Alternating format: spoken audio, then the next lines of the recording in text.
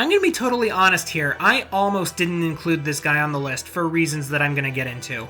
A lot like Gabranth, Golbez has a lot of Darth Vader influence going for him. In his bid to gain control of the world's elemental crystals, he took control of the military superpower Baron using magic and subterfuge. With Baron's resources and his own considerable power, he proceeded to steamroll every other nation and take the crystals like the government takes our money, all the while outsmarting and outplaying the main characters at every turn.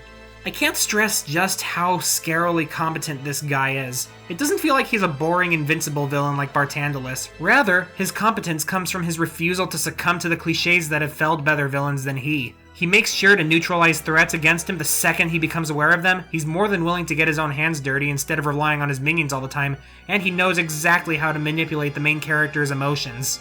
That's not even taking into account how powerful he is. At one point, he gets absolutely destroyed by the heroes in a battle, and gets beaten so badly that all that's left of him afterwards is his hand, which he then manages to completely regenerate himself from.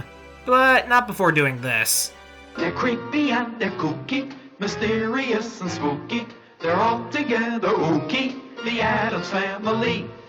It also helps that even compared to some of the other armored villains this series has, his design is really cool. You can really see the Darth Vader influence in this guy. He's also got really cool theme music, and he totally owns how diabolical and evil he is. And the way he does it is less cartoonish and just adds to his intimidation factor instead. With all of this going for him, you have a character who would easily make the top 10. If it weren't for the fact that it turns out that this whole time he was being controlled by a bigger, badder villain the whole time.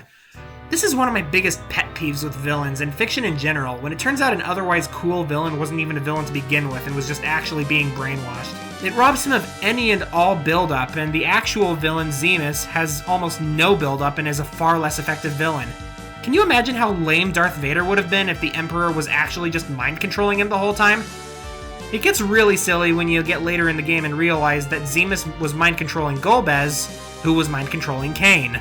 Now, to Golbez's credit, the remake adds a lot of extra scenes fleshing out his backstory, and it reveals that, yeah, he did fall to the dark side before falling under the control of Zemus. And from what I can gather from interviews and the like, these bits were originally meant to be in the original, but they got left on the cutting room floor, so it's not like he had zero agency as a character. Golbez also gets points for his characterization in Dissidia, where he's basically recruited to the villain's side against his will and spends the entire game encouraging the heroes and insulting his own comrades. Destruction will be your downfall.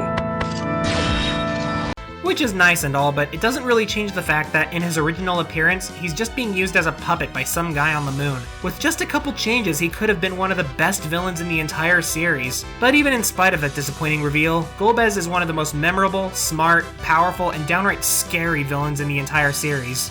Now, if only he was actually a villain, then we'd have something.